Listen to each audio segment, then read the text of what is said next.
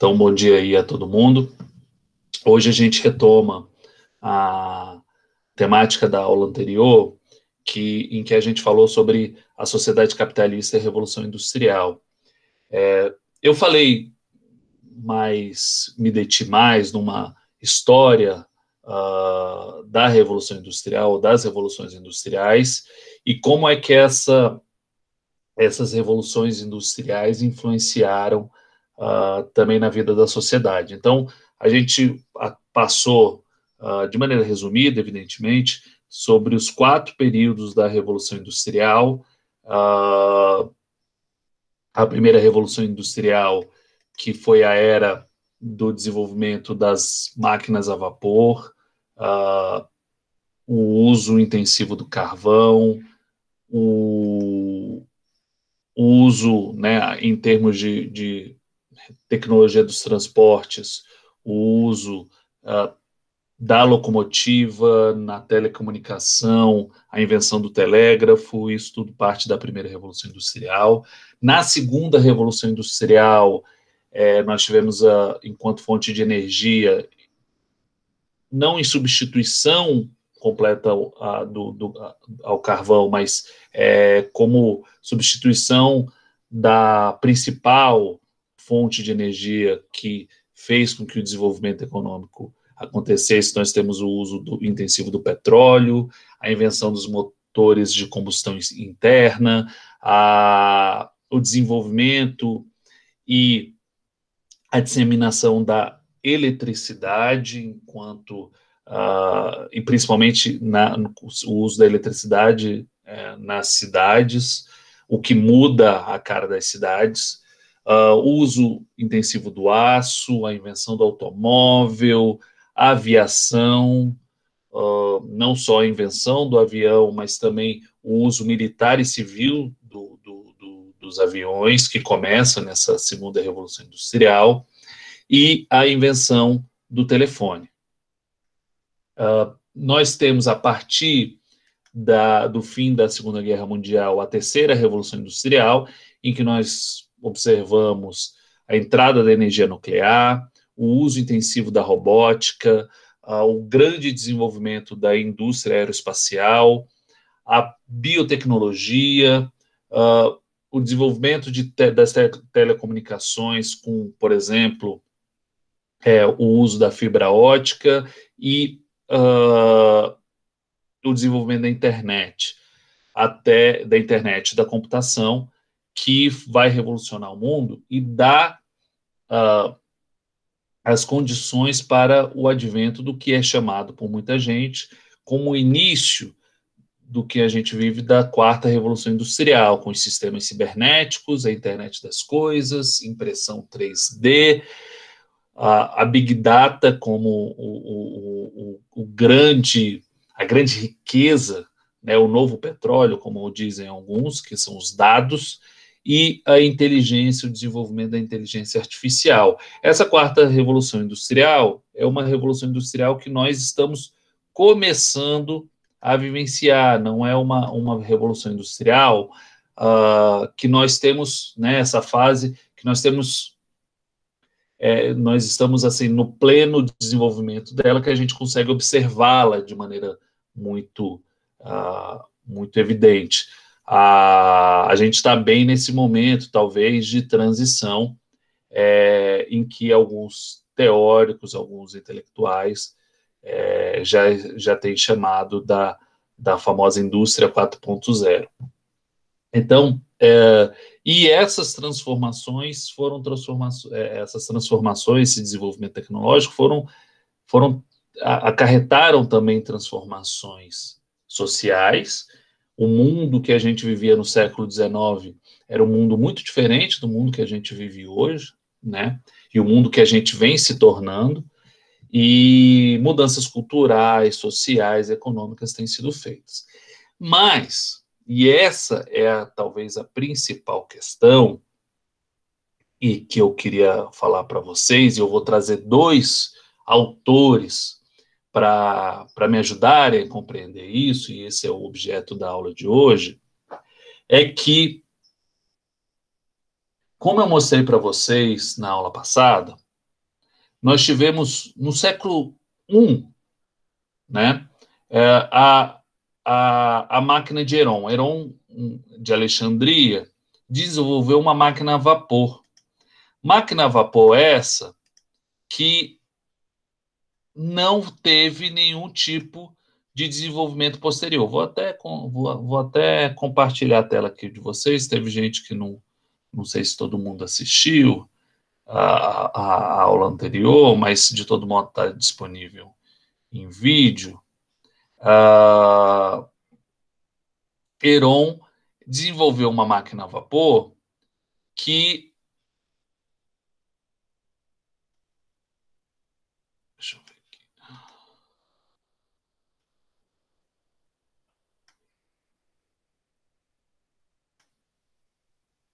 Tá aí. Desenvolveu uma máquina a vapor que depois não teve esses futuros desenvolvimentos. E a gente foi esperar 15 séculos para que outras máquinas a vapor fossem existir, até a gente chegar no ponto da máquina a vapor de Watt, James Watt, que é amplamente usado na indústria. O grande ponto é que o desenvolvimento tecnológico não depende unicamente do gênio do desenvolvimento de algum ser humano especial. Também não depende, e apesar de Alexandria, ela tinha ela reunia um conjunto de condições favoráveis ao amplo desenvolvimento científico e tecnológico ali na antiguidade, até a antiguidade tardia. Alexandria reuniu um conjunto enorme de intelectuais, de filósofos, de cientistas que estavam tentando compreender o mundo. Esses intelectuais, essa cidade muito profícua na produção de conhecimento, ela tinha como fomentador uma dinastia, a dinastia ptolomaica, um conjunto de governantes, né, uma dinastia no sentido de que uma série de governantes que tinham interesse de talvez entrar na história como proporcionar que Alexandria fosse uma sociedade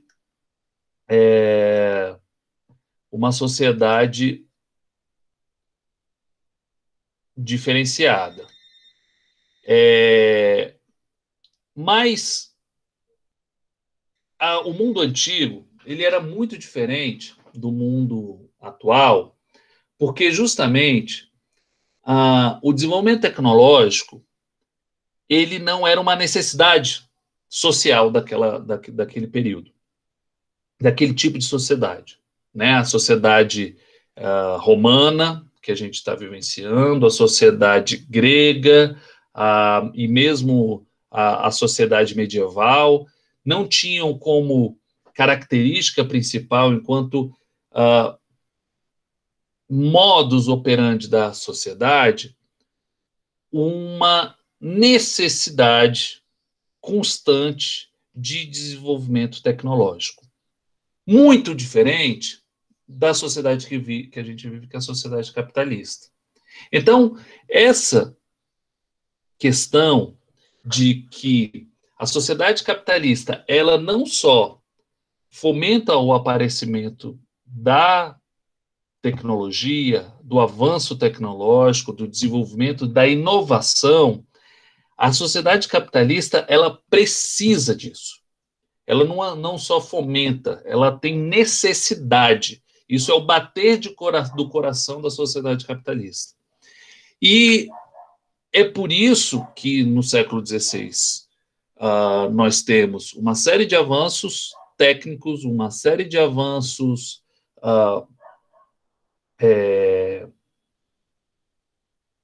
científicos que se contrapõem em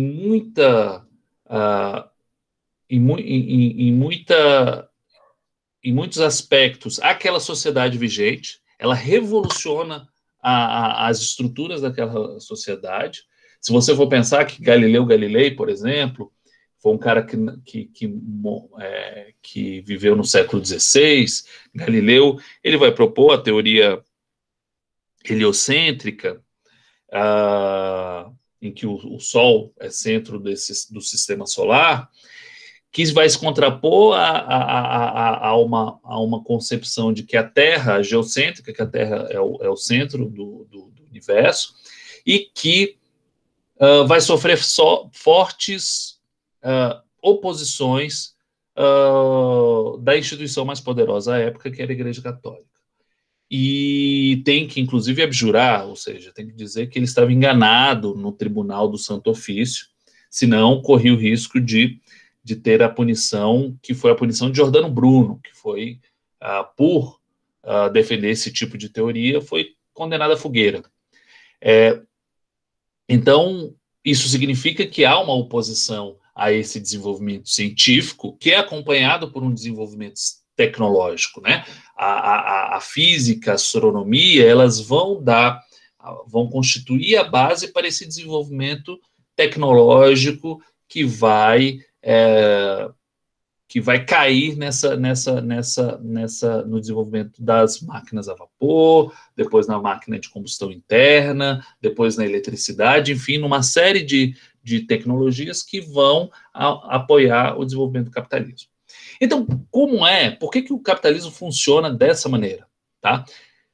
Eu vou trazer a ajuda de dois autores. Um que é amplamente reconhecido e conhecido como um crítico ao capitalismo, e o outro que é um entusiasta do capitalismo, né? Eu vou trazer o Karl Marx, que viveu sua vida inteira no século XIX, em pleno auge da Revolução Industrial, em plena vigência dessa primeira Revolução Industrial, o que enxergou todas as transformações que a primeira Revolução Industrial trouxe, e começou e morreu quando estava iniciando a segunda Revolução Industrial, quando vinha se desenvolvendo a segunda Revolução Industrial. Então acompanhou todas as transformações dessas duas etapas das revoluções industriais, e que faz uma reflexão a partir do apoio, da ajuda, por ter sido antecedido por uma série de grandes economistas, como Adam Smith, David Ricardo, Quesnay, Petit, uma série de economistas que vão também se debruçar sobre o capitalismo, e o Marx ele vai fazer uma teoria do capitalismo que justamente vai colocar enquanto ponto central essa necessidade do capitalismo se revolucionar a si próprio, ter um processo de desenvolvimento endógeno ao capitalismo, ou seja, que faz parte da sua própria constituição e não exógeno, não de algo que venha de fora. E o segundo teórico que eu vou trazer é o Joseph Schumpeter, um economista austríaco, mas que ensinou em Harvard, e que também trouxe a ideia de que esse desenvolvimento tecnológico ele é parte constante do processo de desenvolvimento capitalista, e o desenvolvimento tecnológico, inclusive, tem uma importância na explicação dos ciclos econômicos de depressão e de autocrescimento social. Então, primeiro, deixa eu ver se eu pego aqui umas coisas. Não, já deve estar. Agora eu não sei onde está. Eu ia pegar um livrinho que é muito importante do Marx, para explicar aqui achei, o capitalismo, em que ele vai justamente falar sobre essa questão. Deixa eu dar uma olhada aqui, se você... Esse livro que eu estou aqui em mãos é o Manifesto Comunista. Ele é um livro escrito pelo Marx em 1848, ele não é a teoria do Marx sobre... a grande teoria do Marx sobre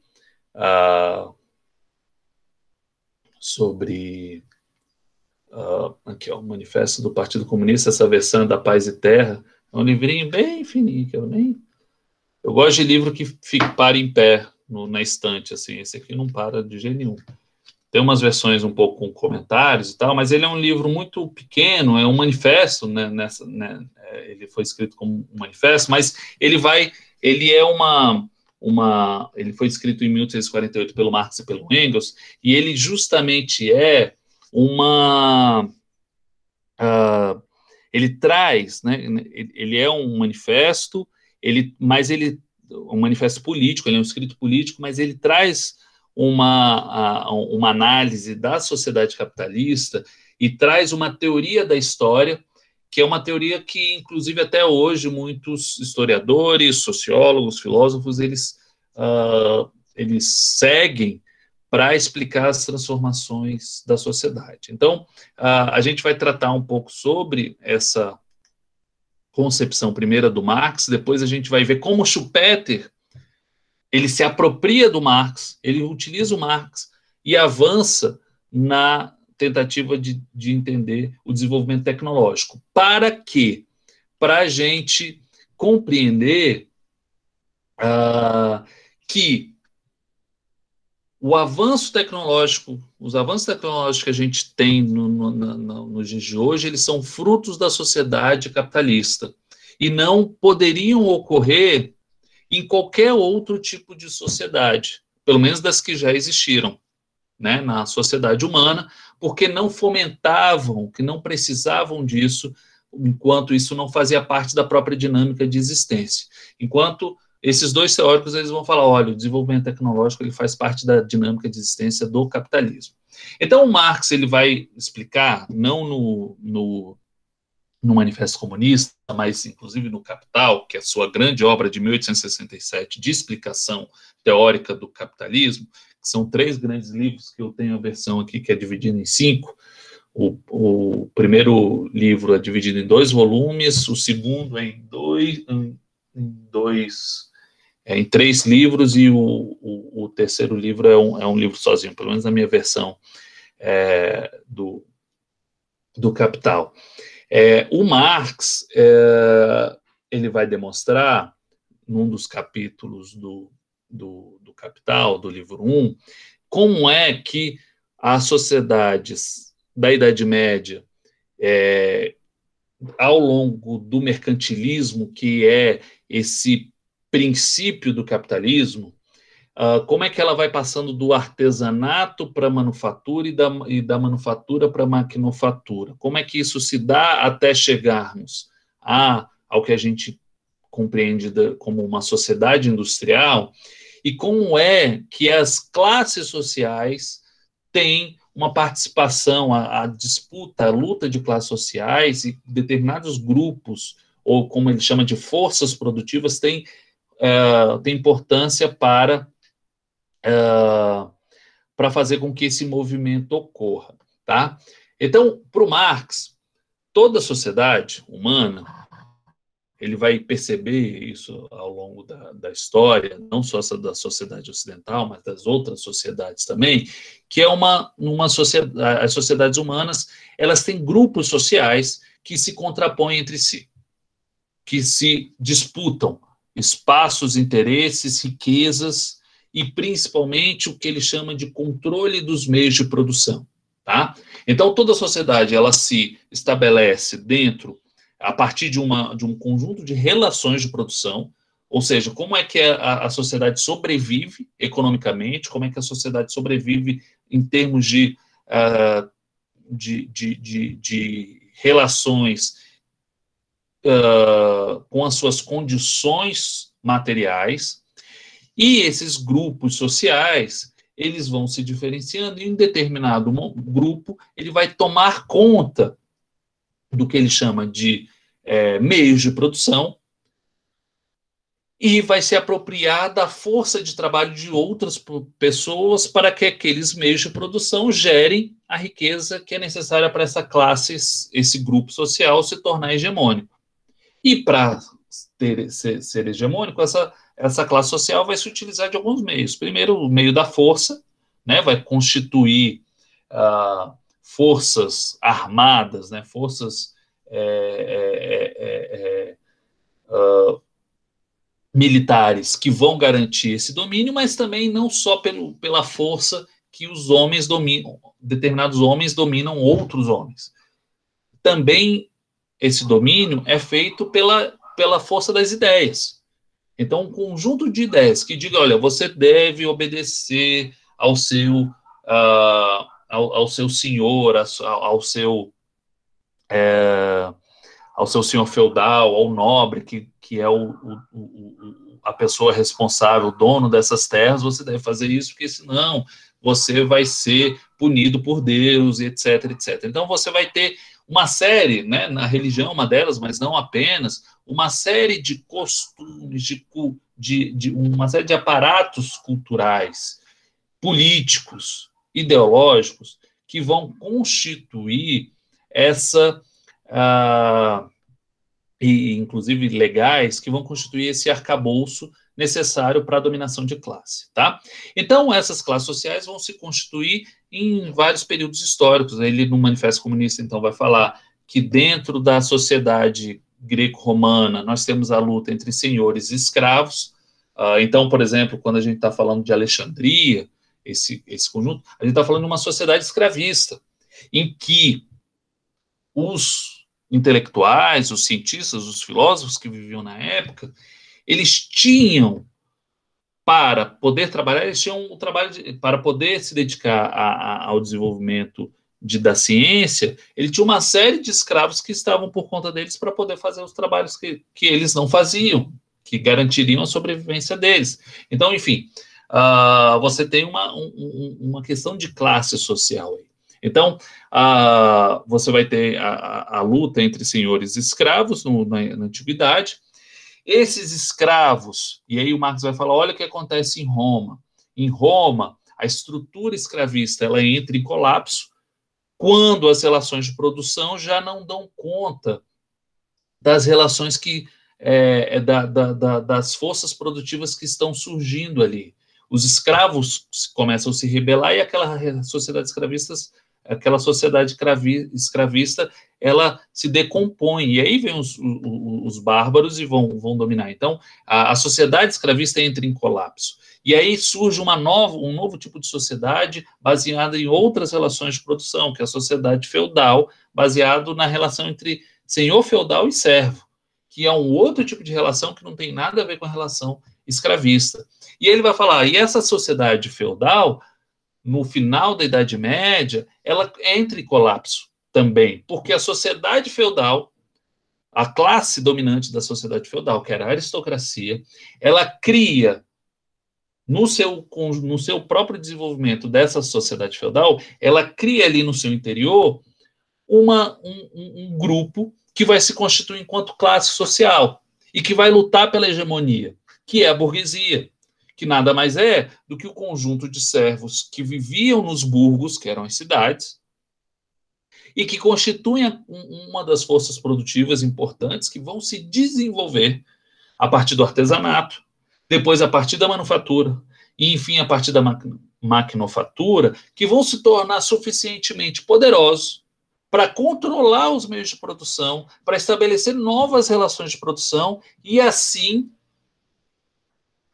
vencer na luta de classe aquela aristocracia até então dominante. E aí nós vemos o aparecimento da sociedade capitalista, em que a burguesia se torna a nova classe dominante e para estabelecer essa nova sociedade, a sociedade capitalista cria uma nova classe social que vai se organizar a partir dessas relações de produção, né, necessárias para a hegemonização da burguesia, que é o que ele chama de proletariado, a classe trabalhadora, aquele conjunto de pessoas assalariadas que vão vender sua força de trabalho em troca de um salário para essa burguesia industrial que vai explorar esse trabalho para fazer com que os meios de produção, o trabalho dessas pessoas gerem as riquezas que será apropriado por essa burguesia. E o que o Marx vai falar, ele continua adiante, ele vai falar, esse proletariado criado pelo próprio capitalismo, ele começa a perceber que ele é explorado, ele precisa ter consciência de como essa exploração ocorre, para poder revolucionar, assim como a burguesia revolucionou, como a burguesia lutou contra a aristocracia até então vigente no regime feudal, o proletariado vai se tornar a classe mais importante, vai se desenvolver a ponto das relações de produção não darem mais conta dessa relação, e ele pode e deve, no conflito entre as classes sociais, gerar uma nova sociedade, se tornar inicialmente a classe hegemônica e depois abolir as classes sociais. Essa é a perspectiva de futuro do Marx, tá? Então a gente está falando de uma dinâmica capitalista, ou mais do que isso, uma dinâmica da história baseado nessa contradição, as contradições que as sociedades vão gerando, elas vão gerando o seu próprio dinamismo, tá? Mas aí, bom, vamos parar por aqui, que a gente não, o Marx, mais do que um teórico do socialismo, o Marx é principalmente um teórico do capitalismo. Ele, inclusive, escreve, se comparar a quantidade de escritos que o Marx tem sobre socialismo e sobre capitalismo, vocês vão ver que o Marx não escreveu quase nada sobre socialismo, porque a maior parte dos escritos dele são justamente sobre tentando compreender a dinâmica de funcionamento do capitalismo. E, para isso, ele vai estudar os principais teóricos liberais que estão vigentes na época, começar pelo próprio Adam Smith, passando pelo Ricardo, que é o que são os chamados economistas políticos, que vão tentar compreender e explicar essa dinâmica do capitalismo. Mas o Marx avança nisso, reconhecido pelo próprio Schumpeter. Por quê? Para o Marx há uma questão importante, que é a relação entre trabalho, capital e tecnologia. O Marx explica o lucro a partir do conceito de mais-valia. O que seria mais-valia? Para o Marx, o trabalhador, na relação entre burguesia e proletariado, entre um empresário e um trabalhador, se dá da seguinte forma, tá? O trabalhador, ele é contratado por um salário, e toda mercadoria que ele produz, ela tem um determinado valor, que é a quantidade de trabalho necessária, socialmente necessária, para poder ser utilizada. Ou seja, quanto é que custa em termos de trabalhos? E pode ser um trabalho que já foi exercido por outros trabalhadores. Por exemplo, quando você vai montar um aparelho celular, você precisa do minério de ferro, você precisa do plástico, você precisa dos circuitos, você vai precisar de uma série de trabalhos. O cara que monta, ele só monta no final, a indústria que monta, mas ele vai precisar de uma série de outros trabalhos que estão ali. Então, todo o conjunto desses trabalhos, ele vai dar no celular, enquanto produto final, enquanto mercadoria. E o valor dessa mercadoria é a quantidade desses trabalhos. Só que como ele entra no mercado, não é o valor de uma mercadoria em si só, mas um valor social, ou seja, aquele valor que está colocado no mercado, que é digamos assim, seria o tempo médio necessário, a quantidade de trabalho média necessária para produzir aquela mercadoria. E aí o que o Marx vai falar é que dentro desse valor, desse custo de produção, todo esse custo ele é baseado em trabalho. É o trabalho de muita gente que está colocada ali, que vai desde a pessoa que está fazendo a mineração da pedra até a pessoa que está montando esse produto final, até aquele pessoa que está vendendo aquele produto, que está entrando enquanto valor daquela mercadoria. O que o Marx fala é que dentro da dinâmica do capitalismo, não só o Marx, mas, enfim, os outros economistas políticos também colocam, que dentro da sociedade capitalista, a tendência é o preço de uma mercadoria ser vendida exatamente pelo seu valor, tendo em vista a dinâmica da concorrência. E aí ele vai falar, nisso vai sumir o lucro, que seria esse valor apropriado pelo capitalista. E da onde vem o lucro? Aí o que o Marx vai falar, olha, esse lucro só é possível existir porque existe esse trabalho, uma parte do trabalho que o trabalhador faz, que ele não é pago pelo capitalista. Então, o que acontece? O trabalhador, lhe é pago um salário para ele trabalhar durante 40 horas semanais. Esse trabalho de 40 horas semanais que é pago pelo capitalista, na verdade, ele produz muito mais. Quando o trabalhador trabalha uma semana, ele produz muito mais do que ele é pago para receber. E aí, o que acontece aí, o capitalismo no tempo do Marx, não tinha nem quando o Marx começa a escrever, não existia nem limitação das jornadas de trabalho. A limitação da jornada de trabalho vai aparecer mais para frente. Então, o que o Marx começa a perceber? Que, para obter uma maior margem de lucro, ou seja, obter mais valia, o empresário pagava um salário para o trabalhador produzia o valor que ele recebia em mais ou menos 6, 7, 8 horas diárias. Só que o empresário obrigava o trabalhador a trabalhar 10 horas diárias, 12 horas diárias, para que no tempo ele ia pagar o trabalhador às 8, mas o tempo que o trabalhador trabalhasse a mais, ele ia estar produzindo o valor que seria apropriado, ou a mais-valia que seria apropriada pelo capitalista. Tá? Então, essa é a dinâmica da mais-valia. Então, o que o Marx vai falar? Não é à toa que, ao longo da Revolução Industrial, nós temos um aumento. Quando a gente está na Revolução Industrial, a gente tem um aumento da jornada de trabalho como nunca vista antes. Olha só esse quadro.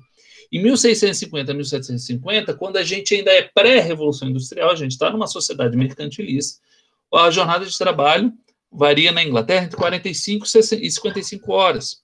Quando a gente já tem o advento da primeira Revolução Industrial, nós temos um incremento gigantesco, quase que dobrando a jornada de trabalho na Inglaterra.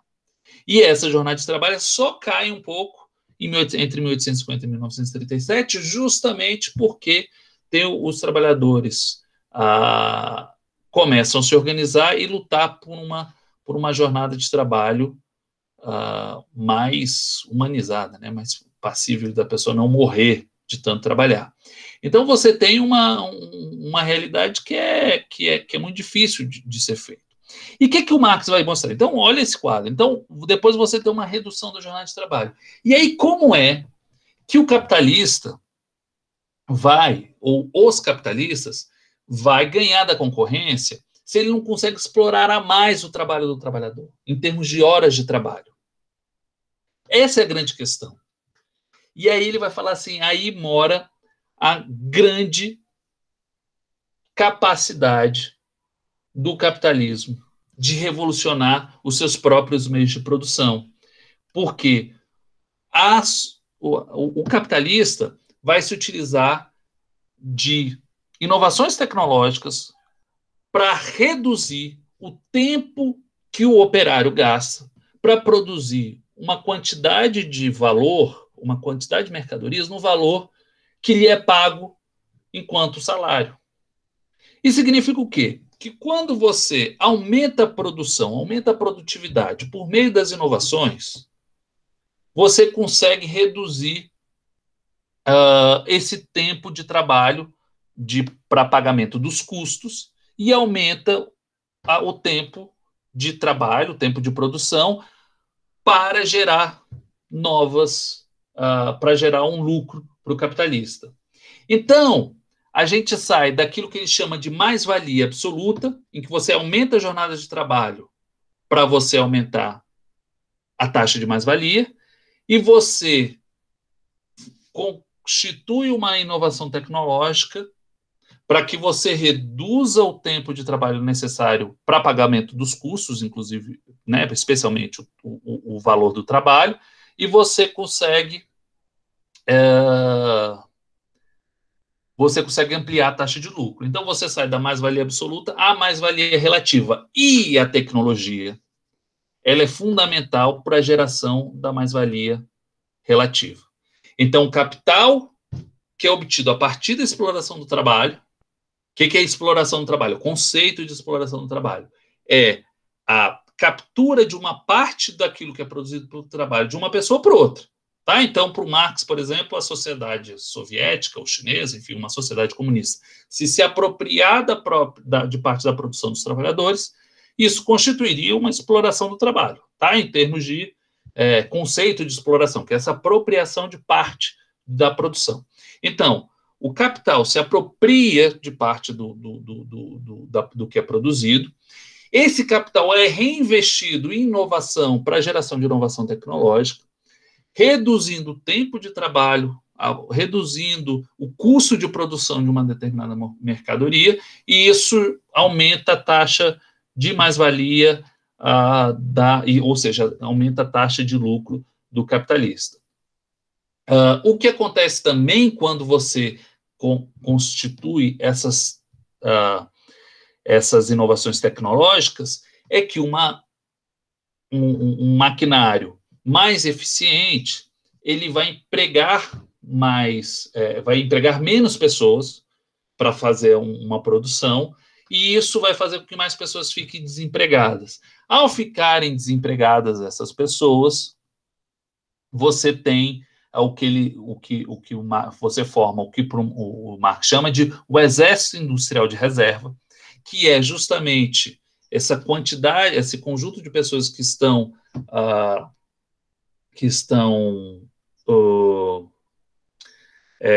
desempregadas e que faz com que o salário das que estão empregadas fique achatado, seja reduzido, porque você vai ter dentro do mercado de trabalho uma oferta de mão de obra muito maior do que a demanda dessa mão de obra. Então, a inovação tecnológica serve para essas duas coisas. Primeiro, diminuição de custos de produção, aumento da velocidade da produção, aumento da produtividade. O segundo é aumento do desemprego, para que esse aumento do desemprego resulte no achatamento de salários. Ambos os movimentos proporcionam um aumento da taxa da margem de lucro dos capitalistas. Tá? Então, a inovação na indústria permite ao capitalista, na visão do Marx, sua margem de lucro, permite, inclusive, que num primeiro momento, quando há um capitalista, por exemplo, a primeira empresa que se utilizou da máquina do James Watt, ele teve um alto salto de produtividade, o preço do mercado, praticado no mercado, era no preço anterior, então ele conseguia vender num preço um pouco abaixo do preço de mercado, que era colocado no mercado, e mesmo assim a taxa de lucro dele era muito alta.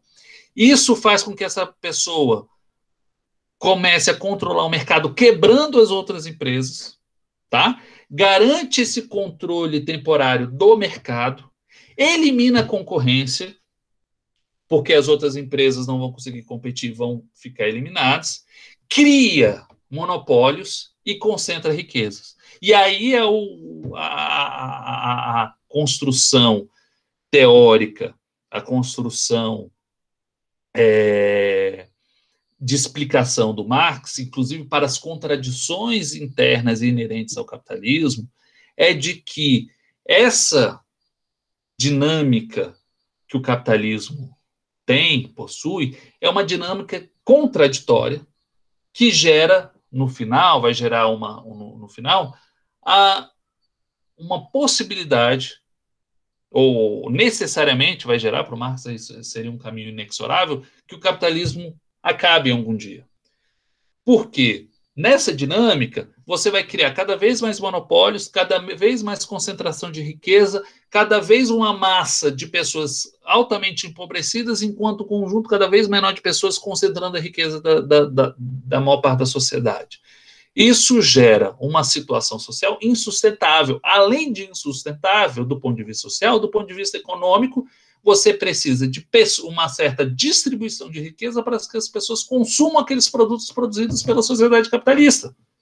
Porque o capitalismo só sobrevive não é pela produção, ela sobrevive pelo consumo. Se você tem um exército industrial de reserva, ou seja, um conjunto de pessoas desempregadas que não consegue obter um mínimo de salário para consumir, para quem a indústria, para quem o empresário capitalista que restou vai produzir? Então, essa é a grande contradição que para o Marx, com o aparecimento, o Marx vai falar, olha, você vai ter ciclicamente, inclusive o Marx vai explicar isso, a questão das crises cíclicas do capitalismo. Ele vai falar, ciclicamente, você vai ter um conjunto de empresas que vão fazer essa inovação, vão dominar, vão monopolizar, vão fazer que haja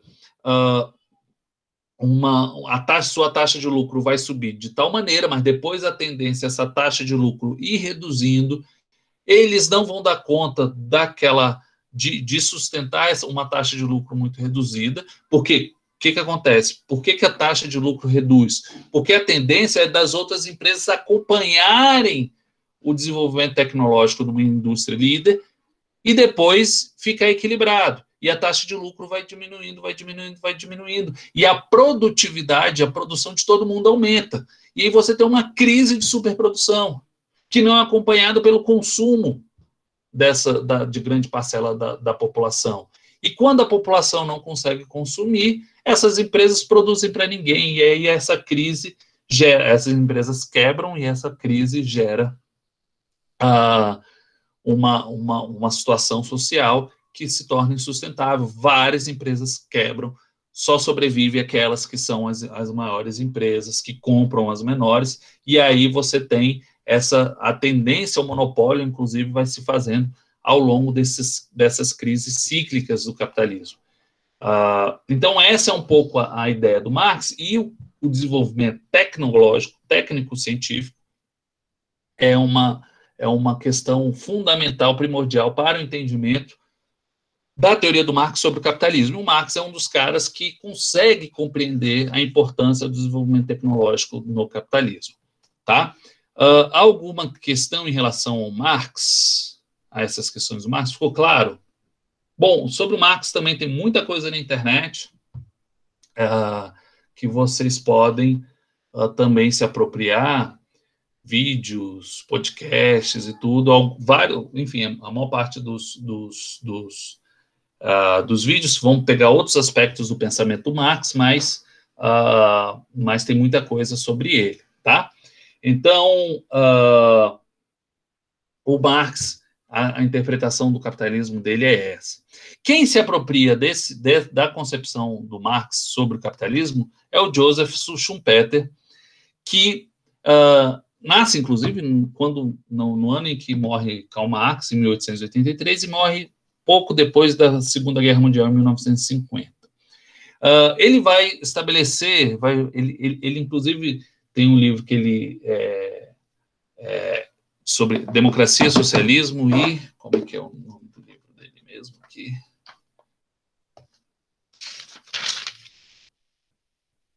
Capitalismo, Socialismo e Democracia, em que ele vai, enfim, é um dos grandes livros do Joseph Schumpeter. Ele vai trazer o Marx, ele vai iniciar a conversa dele a partir da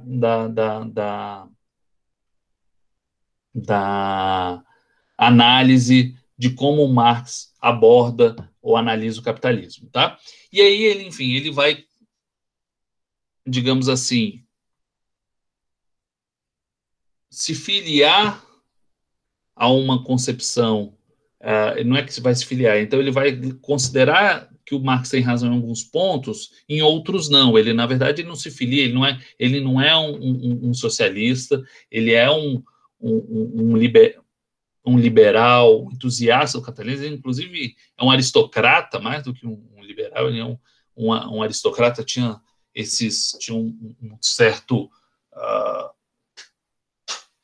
uma certa pose aristocrática mesmo, ele vem de família rica e enfim, defende, em certa medida,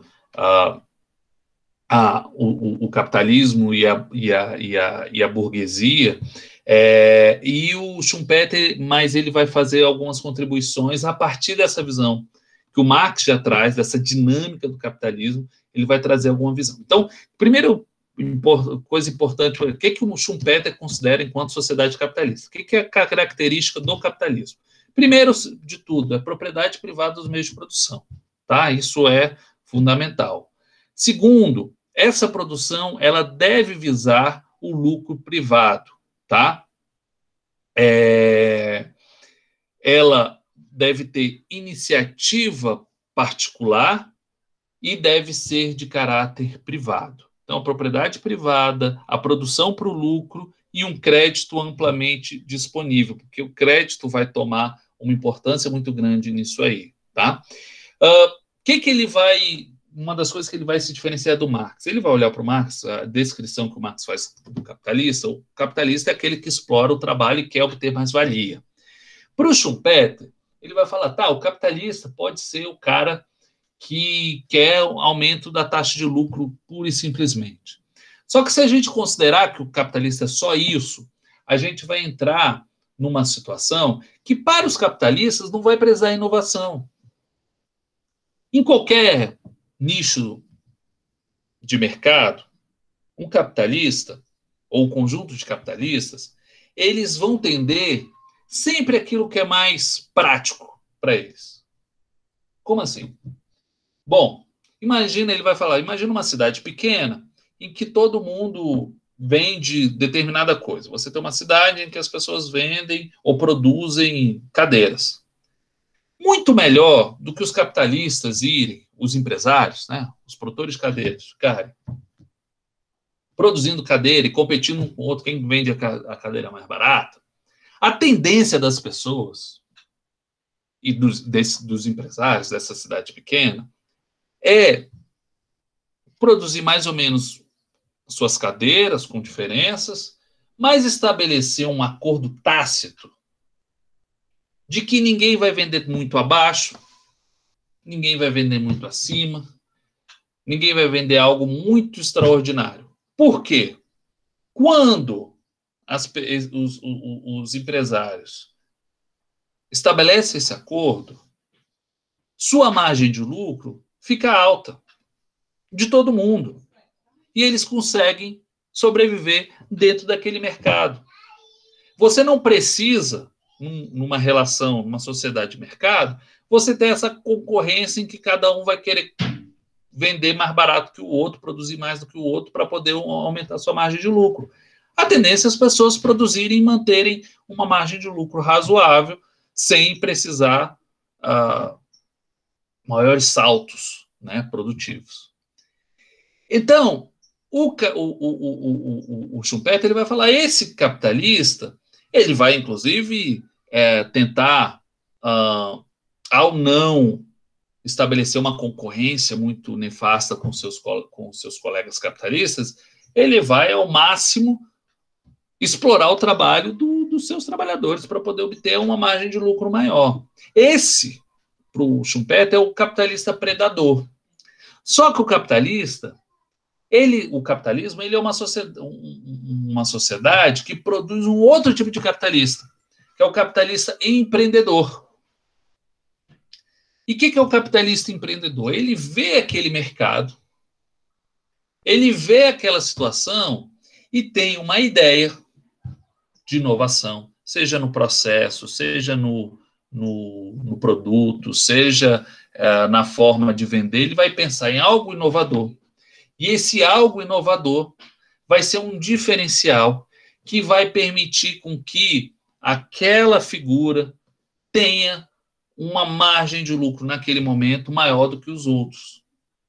E esse capitalista empreendedor, a figura desse capitalista empreendedor, a existência desse capitalista empreendedor é o que revoluciona a sociedade capitalista, por meio daquilo que ele vai chamar, inclusive, de destruição criativa, né? Que você destrói o velho, você questiona o velho, você destrói mesmo o velho na figura dele para criar o novo constantemente. Essa é uma dinâmica do capitalismo que não é um capitalismo baseado pura e simplesmente nas leis de mercado, de oferta e demanda, mas que precisa, pela sua própria dinâmica expansiva e expansionista, de figuras como empreendedores que sejam capazes de fazer essas inovações.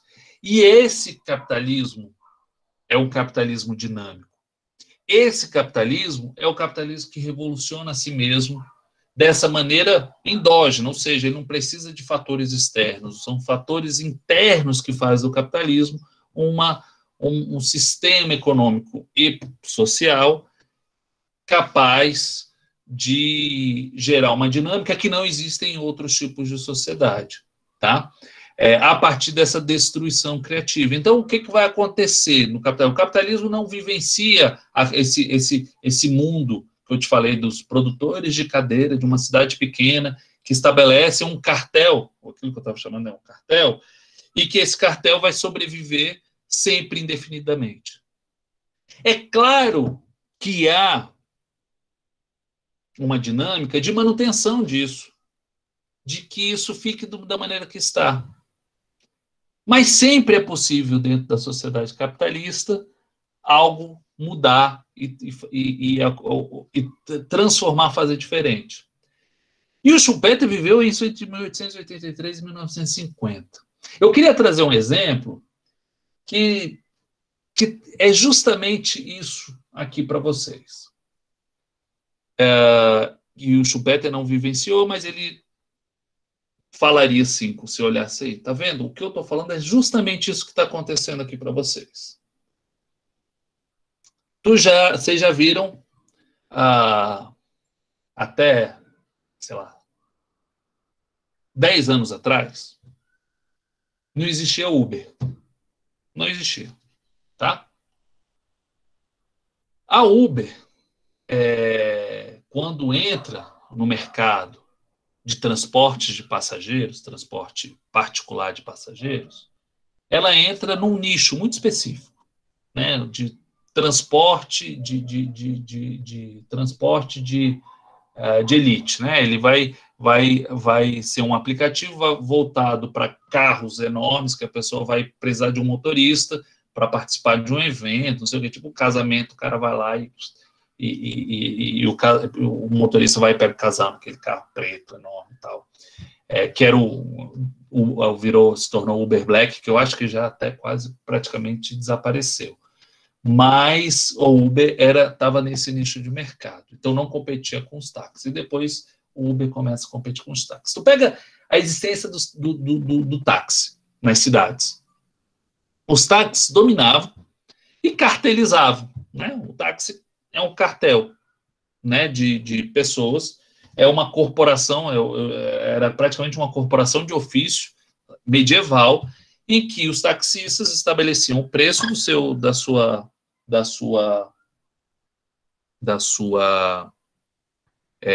da viagem, né, do quilômetro rodado. Alguns taxistas, inclusive, algumas pessoas que tinham licença de táxi compravam, conseguiam dominar a posse dos meios de produção, ou seja, os táxis, né, em si, as licenças de táxi. Então, tinha gente com 100, 200, 300 licenças de táxi aqui em Brasília. E essas pessoas, inclusive, exploravam o trabalho dos taxistas que pegavam e alugavam essas licenças para correr. E você não tinha... O táxi é um grande exemplo disso, porque você não tem concorrência de preço, todos os táxis fazem mais ou menos a mesma preço. O princípio de concorrência eram as cooperativas de táxi e algumas empresas de táxi que davam 20% de desconto, 30% de desconto, essas coisas assim. Mas se mantinha nessa ideia, nessa forma cartelizada de que não há concorrência, todo mundo fica ali, todo mundo tem sua margem de ganho mais ou menos estabelecida, os empresários do táxi ficavam com essa margem de ganho estabelecida. Aí vem a Uber, uma inovação. Não é nem uma inovação no carro, uma inovação no aplicativo de celular, possível só por meio do aparelhinho celular que todo mundo tinha, que começa a fazer o serviço do táxi, sem ser táxi, com preço lá embaixo, diminuindo muito o custo de produção, né, para o empresário, que não precisava da licença de táxi, e o que fez com que essas empresas que vão se formando, né, essas pessoas que têm uma série, 300 licenças de táxi na cidade, comecem a quebrar. Então, inclusive, outro dia eu peguei um táxi, o cara falando, não, os fulano que tinha um monte de coisa de táxi vendendo, porque antes, em Brasília, era 80 mil reais uma licença de táxi aqui em Brasília, para você obter a licença. Então, a pessoa não tinha condição de comprar, acabava, até porque tinha um mercado nisso aí, não se expandia, a pessoa ia trabalhar para uma pessoa que tinha essas licenças de táxi e dominava essas licenças de táxi. Então, eles tinham que pagar um aluguel, não sei o que, tal. Quando vem o Uber e hoje, por exemplo, a licença que valia 80 mil agora está valendo 8. As pessoas não conseguem vender a licença de táxi. Então, assim, a revolução, né, que o Schumpeter chama a atenção, da Uber, é uma revolução que desestrutura uma organização do mercado. Essa inovação tecnológica, ela desestrutura aquele mercado como vinha funcionando anteriormente. Isso tu vai pegar, gente, na área com essa área de tecnologia. O Schumpeter, volto a dizer, ele morreu em 1950, antes de fábricas como a Toyota, que vai quebrar as fábricas do modelo fordista, as fábricas americanas. Ele vivenciou a ascensão da Ford, né, do modelo fordista, inclusive a Ford trazendo inovação no processo produtivo, quebrando um monte de indústria de automóveis pequenas, que trabalhavam num método quase artesanal, e a Ford industrializando, fazendo produção em massa, quebra isso. Depois vem a Toyota produzindo um modelo diferente, trazendo inovações em relação ao modelo fordista. E também faz com que as empresas americanas quebrem em relação a isso. Se você pegar o setor de supermercado, por exemplo, o supermercado ele substitui as lojas, os armazéns, que você tinha outra lógica de funcionamento, e supermercados, aquela coisa de você ter as gôndolas, uma coisa self-service, aquilo ali revoluciona, porque os armazéns antigamente você chegava assim, eu quero 2,5 kg de arroz, o camarada ia lá no sacola de arroz, pegava um potinho de arroz, botava num saco, pesava para você, igual a gente faz em açougue, que ainda existe, talvez deixe de existir também, igual a gente faz no açougue, os armazéns funcionavam assim, para arroz, para farinha, para tudo. E hoje não, você vai lá e só você consegue comprar 1 quilo ou 5 quilos de arroz, você não consegue comprar 1,5 kg de arroz. Então, você pode comprar 2 sacos de 1 quilo, enfim, mas e você mesmo se serve, só vai ter um funcionário lá, não vai ter um funcionário para pesar, para fazer isso, você vai ter um funcionário para passar no caixa e aquilo ali passa. E alguns supermercados, inclusive, nem caixa de supermercado tem mais. Você mesmo passa os teus produtos naquilo ali, não no Brasil, mas fora do Brasil. Enfim, então você vai ter isso em vários setores. A Uber é uma delas. Você vai ter no âmbito, por exemplo, eu estava acompanhando agora. Oi.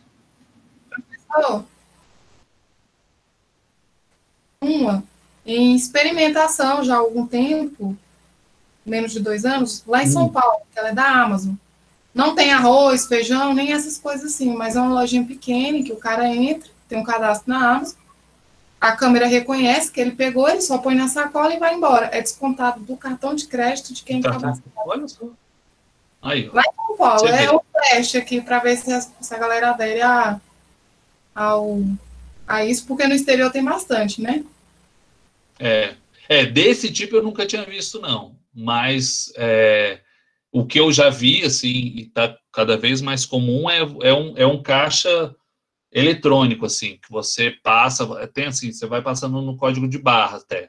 Ele tem o caixa normal e esse caixa sem pessoas, sem atendente. A vantagem é que às vezes a fila do caixa com gente está cheia e a caixa sem atendente fica sempre mais vazia. Mas aí, enfim, eles mantêm os dois porque às vezes tem muita gente com dificuldade ainda com tecnologia também, né? Especialmente as pessoas mais velhas e tal. Mas assim, isso é uma tendência. Daqui a pouco, isso para mim é algo interessantíssimo, que é muito mais inovador, muito mais muito mais prático até do que um caixa eletrônico que você vai lá passar tipo código de barra lá e tudo. Você pega e vai embora e na hora que você passa pela porta da loja, já desconta do seu cartão de crédito previamente cadastrado e você já pagou sem precisar de nada.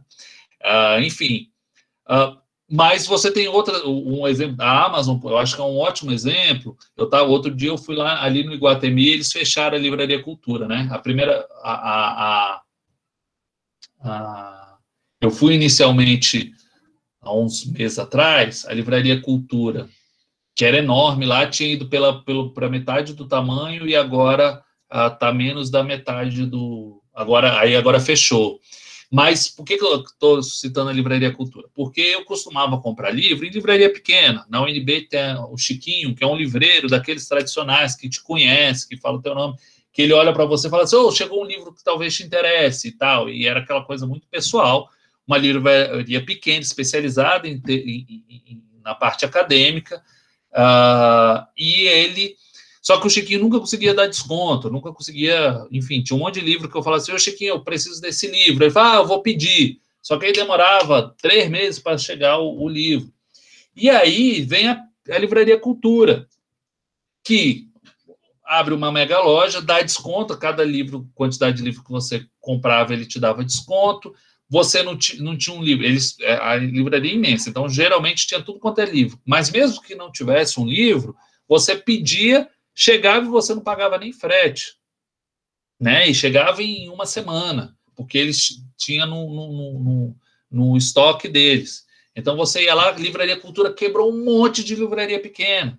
E hoje você tem a Amazon, que quebra a Livraria Cultura, porque eles têm um acervo que não é só nacional, mas internacional, uma capacidade de distribuição internacional, e não só de livros, mas a Amazon começa com livros e depois se expande, que as pessoas compram livros na Amazon sem sair de casa, esses livros chegam para você numa velocidade incrível, e para quem tem o Amazon Prime, que não serve só para isso, serve para TV a cabo, outros serviços da Amazon, você não paga nem frete.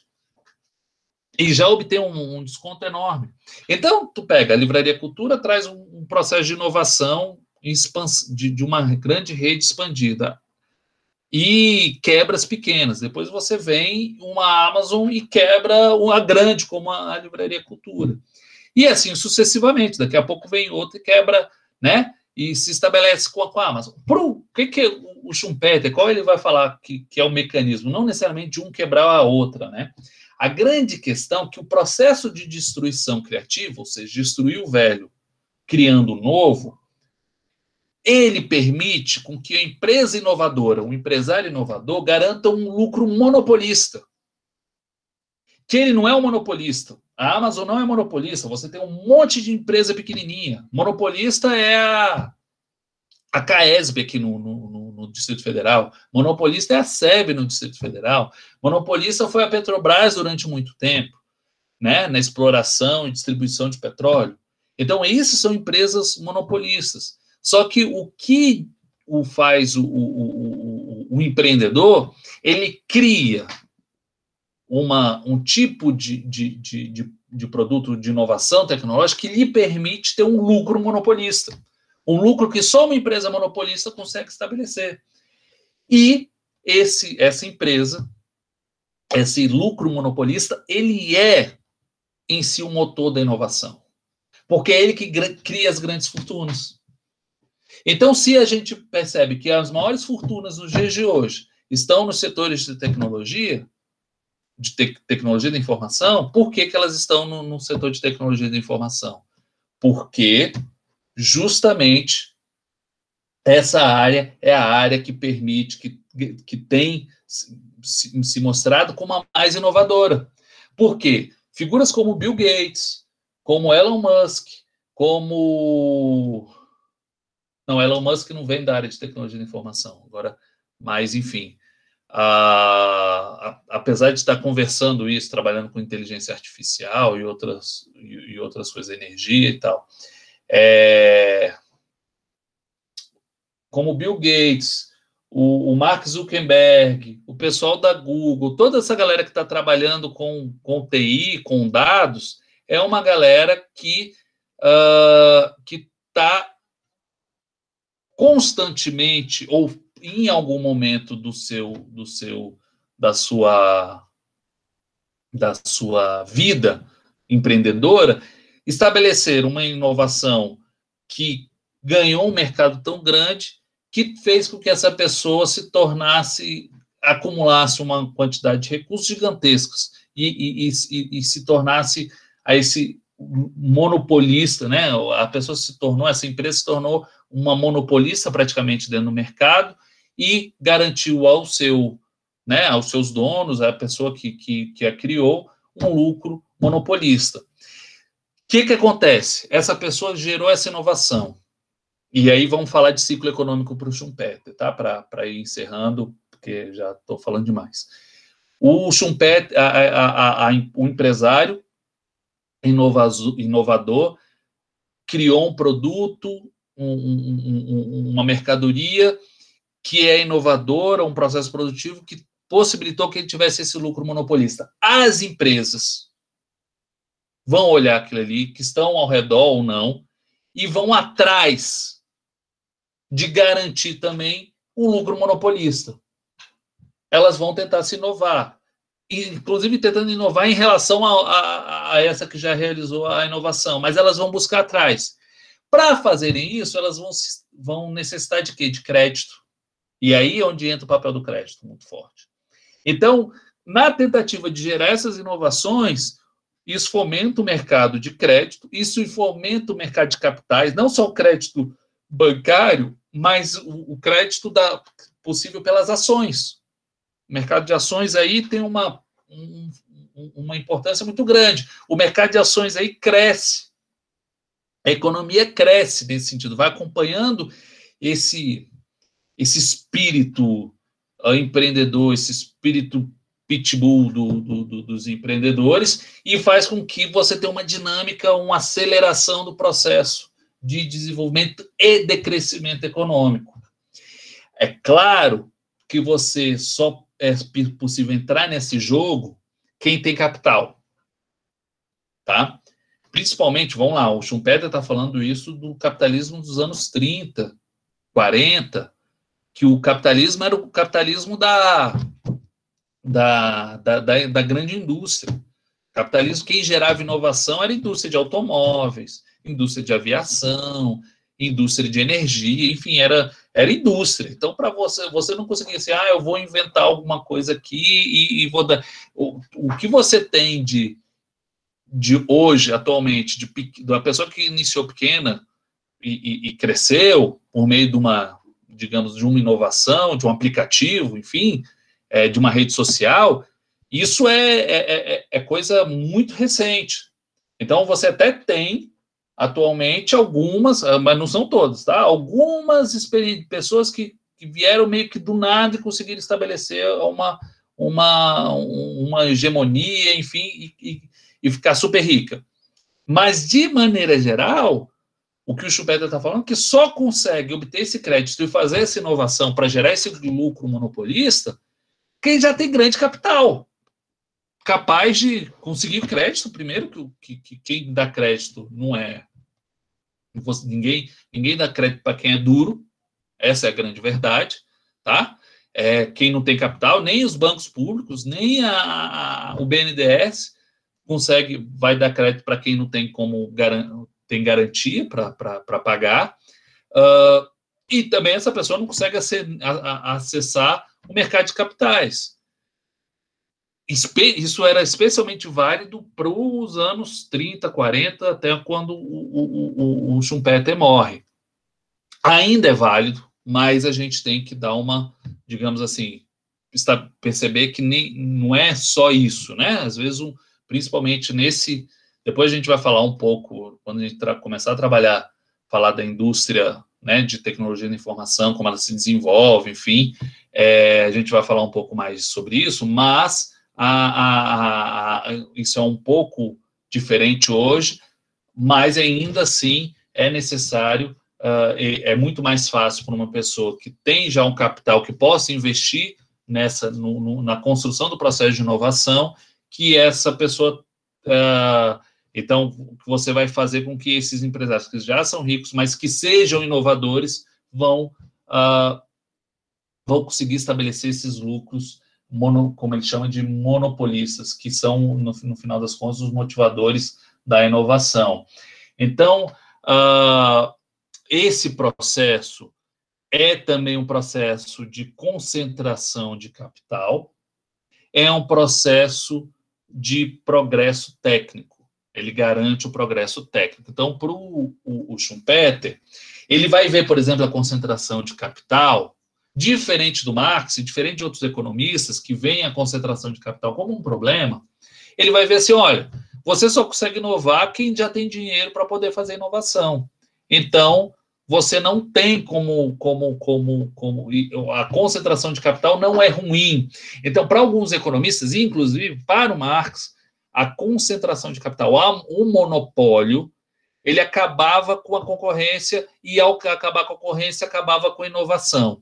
O que o Schumpeter vai falar? Não é bem assim. O Schumpeter vai dizer, olha, quem concentra o capital, ou quem concentra um determinado mercado, ele é mais capaz de gerar inovação e progresso técnico do que aqueles, uma economia onde todo mundo é equivalente, que as pessoas tendem, isso na visão do Schumpeter, tá? Isso nos anos 50, mas as pessoas tendem a se organizar de uma maneira em que todos tenham uma margem de lucro razoável.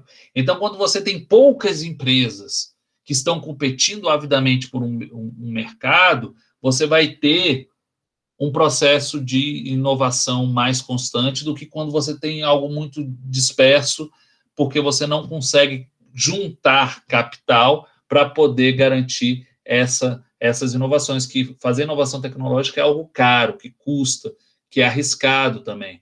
Esse risco, para você assumir um risco como esse, você precisa ter muito capital. Então, você vai ver lá o Elon Musk, que está investindo fortemente em veículo elétrico. Ele não conseguiria fazer isso se não tivesse o capital muito pesado jogando isso aí, se ele não tivesse concentração de capital. Se ele fosse um professor Pardal da vida, ele não teria condições de investir e fazer isso acontecer da maneira que ele tem, concentrando capital. Isso também na visão do Schumpeter, tá? E aí ele vai falar que esse processo, quando você tem esse processo econômico, uma empresa inovou, as outras empresas que estão lá concorrendo naquele mesmo nicho, elas vão buscar inovar. Evidentemente, quem vai conseguir fazer essa inovação são as empresas grandes. As pequenininhas vão ser compradas pelas grandes, vão quebrar, etc. Então, as grandes vão inovar e vão buscar, ou as grandes e médias vão buscar se estabelecer naquele ali.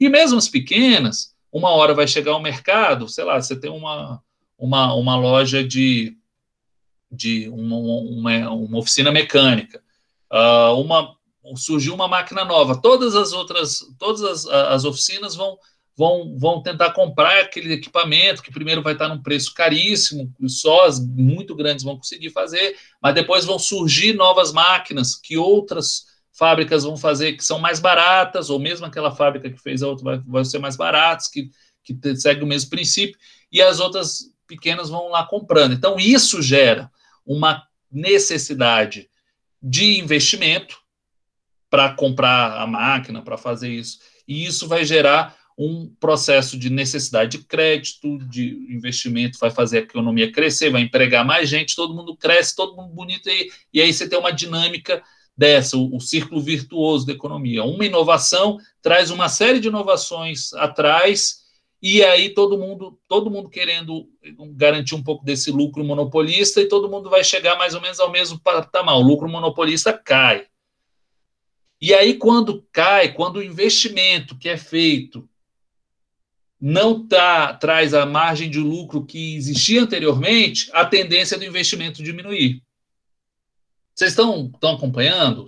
Se tiver, bota aqui no chat, só para eu saber. Então, todo mundo vai tentar investir naquele mesmo processo e vai tentar ganhar essa margem de lucro monopolista, e quando todo mundo está fazendo aquela mesma coisa, a tendência da margem de lucro é cair. O investimento feito anteriormente, que era um investimento que dava lucro, garantiu lucro, agora não é mais isso. O que acontece? O investidor para de investir.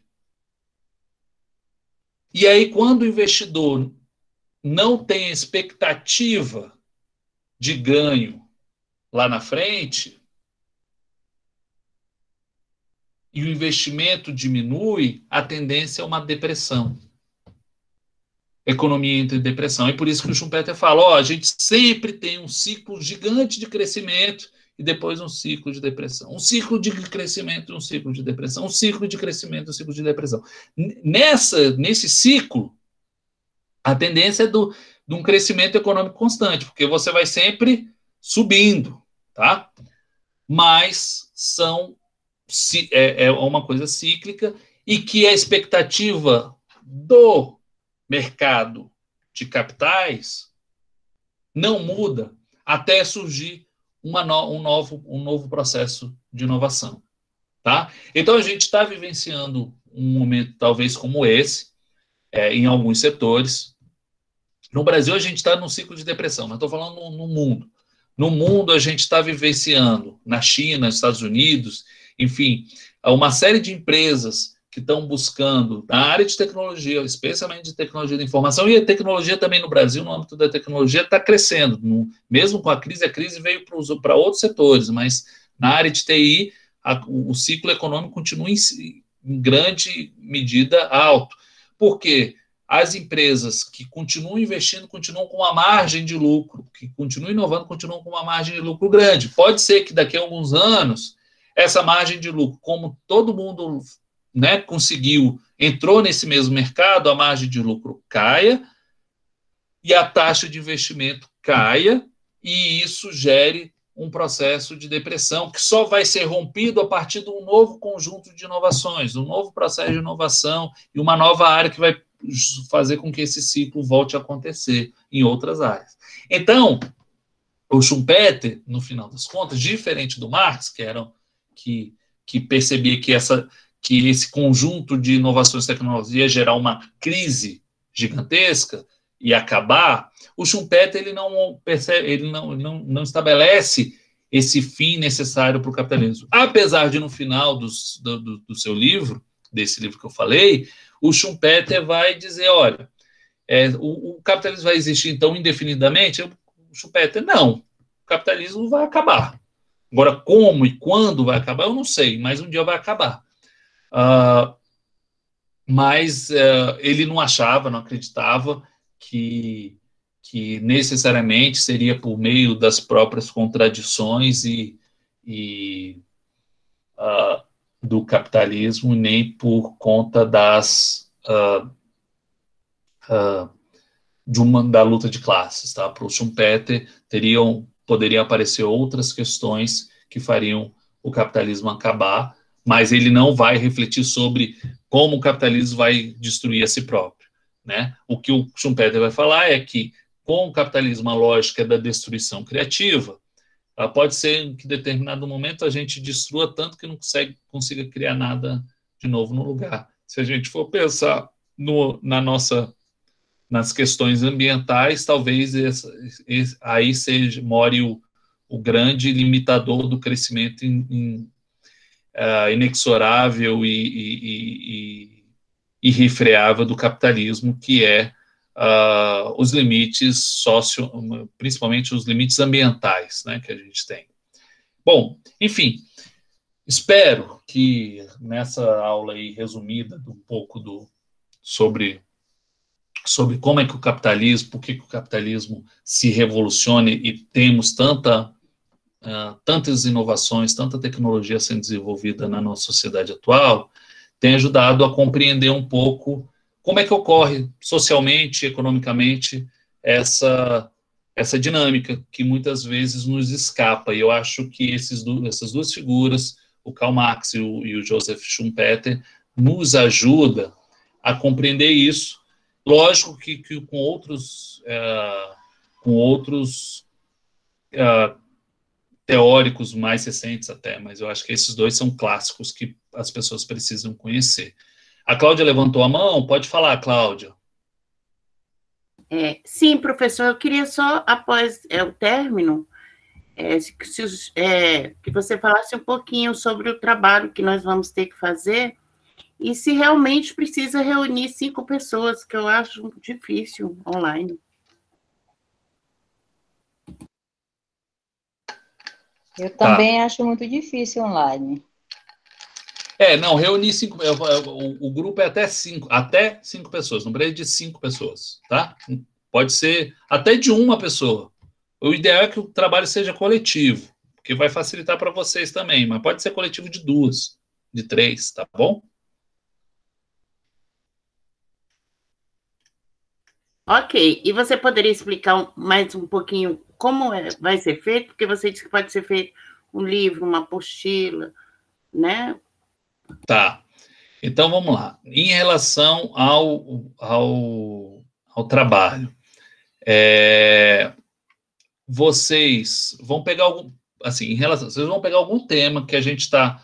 Vocês já têm até os temas que a gente vai trabalhar em sala de aula, né, que tá no cronograma das aulas, já é dividido por tema, mas que tem a ver, de maneira geral, algo que tem a ver com a dinâmica da tecnologia e da sociedade, como é que a sociedade é afetada pelo desenvolvimento tecnológico, como é que o desenvolvimento tecnológico afetado pela organização social, enfim, os temas que a gente vai trabalhar e tem trabalhado em sala de aula. Então, vocês vão escolher algum. Às vezes você quer fazer, você se interessou pelo Schumpeter, por exemplo, e aí, vamos falar sobre destruição criativa? Beleza, aí vocês vão pensar em algum material didático, enfim, porque geralmente trabalha assim, faça um trabalho, escreva um artigo, um ensaio, alguma coisa assim, um resumo sobre determinado assunto. Eu não quero que vocês escrevam, porque escrever só escrever estabelece um tipo de exercício, mas como eu vou fazer junto com a Mônica, se vocês quiserem escrever, vocês podem escrever, mas vocês vão escrever como se fosse uma apostila explicando quem foi, por exemplo, Schumpeter, ou o que é a indústria 4.0, ou qual foi a revolução que a Uber fez nos transportes, ou qual foi a grande inovação proporcionada pela Apple e como isso afetou a vida de todo mundo. Enfim, vocês vão pegar algum tema, vocês podem especificar, tá? Dentro do que a gente está tratando. Eu até falei, você pode citar uma empresa, né? Ou uma tecnologia e falar como isso mudou o mundo, mudou a forma como as relações entre as pessoas se transformaram. Você pode falar, um dos temas de trabalho é sobre uberização do trabalho.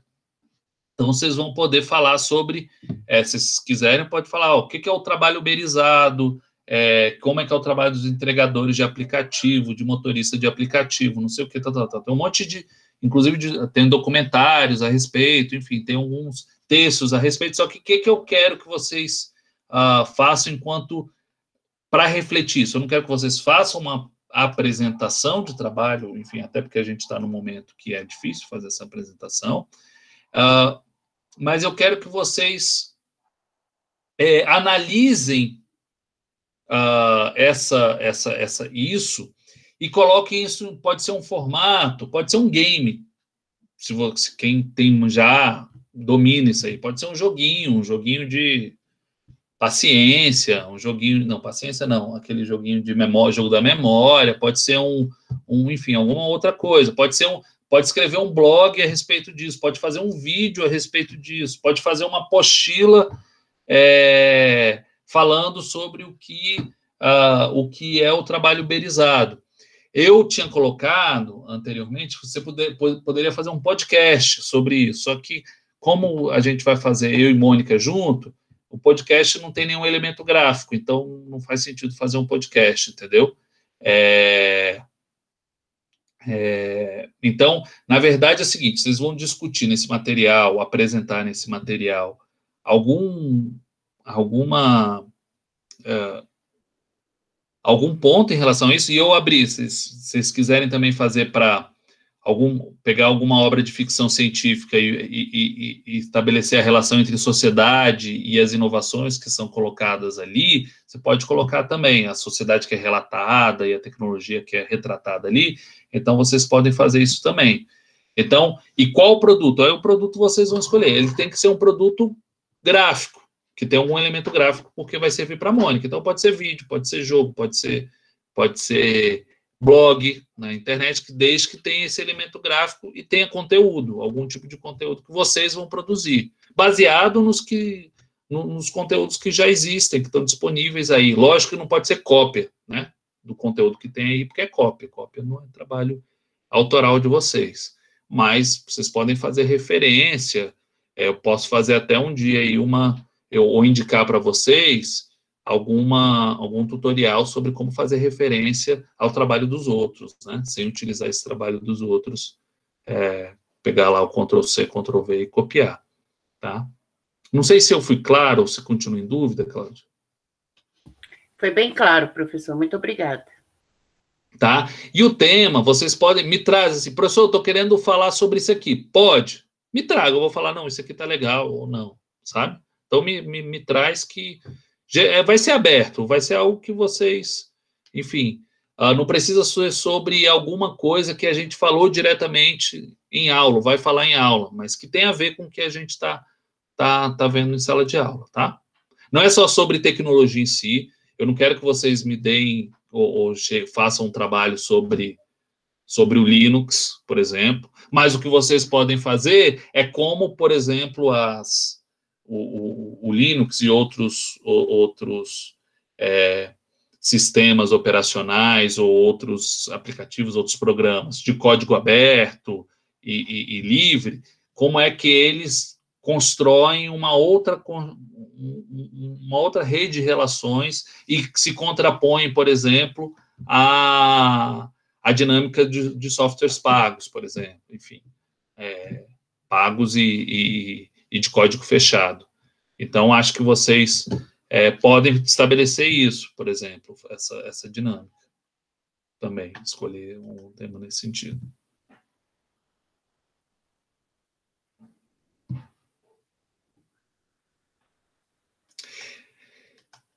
Bom, então, e aí vocês vão colocando lá no formulário do Google e eu respondo. Deixa eu ver se alguém já respondeu o formulário aqui, que eu não entrei nesses dias, para ver, porque...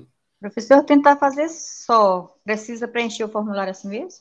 Precisa, porque eu queria saber quem é que vai fazer só e qual é o tema que a pessoa vai trabalhar, tá? Agora, eu não sugiro às pessoas, vocês... Enfim, é difícil porque vocês não tiveram contato com ninguém, né? Pessoalmente é difícil fazer... É isso, a gente fica sem saber como começar, assim, tudo à distância, quem domina bem, talvez não vai ter essa dificuldade, assim, de fazer essa troca, né? Mas quem não domina ainda bem, como eu, ainda não domino muito essa parte... Eu prefiro ficar tentando sozinho. Qualquer dúvida, eu pergunto você mesma. Mas você sabe que sem dominar é mais difícil ainda, né? Sozinha. É complicado. Nossa, é uma situação que às vezes dá até vontade de fazer uma coisa meio forçada, mas é ruim, eu não gosto de fazer isso. Do tipo assim, vamos sortear aqui, fazer trios, formar trios, sorteio, depois vocês se reúnem. Vocês estabelecem a dinâmica de trabalho. Porque, enfim, porque sem vocês terem contato umas com as outras, uns com os outros, isso é complicado. Mas eu não vou fazer isso não, só estou falando porque realmente, no caso de vocês, é pior do que no semestre passado, que no semestre anterior a gente teve ainda um mesinho aí de aula presencial, onde as pessoas se conectaram rapidamente, assim, pessoalmente, mas... Eu vou pensar até com a Mônica, eu vou conversar com ela, que ela é pedagoga também. Então, eu vou conversar com ela se a gente consegue estabelecer uma dinâmica que possa gerar essa proximidade. Vou perguntar para ela, ver o que ela acha, tá bom? E aí, enfim, vamos ver se a gente tem alguma novidade aí logo depois do recesso, tá? Em relação ao Marx e a Schumpeter, tudo tranquilo? Beleza, gente. Ok. Eu vou interromper a gravação agora.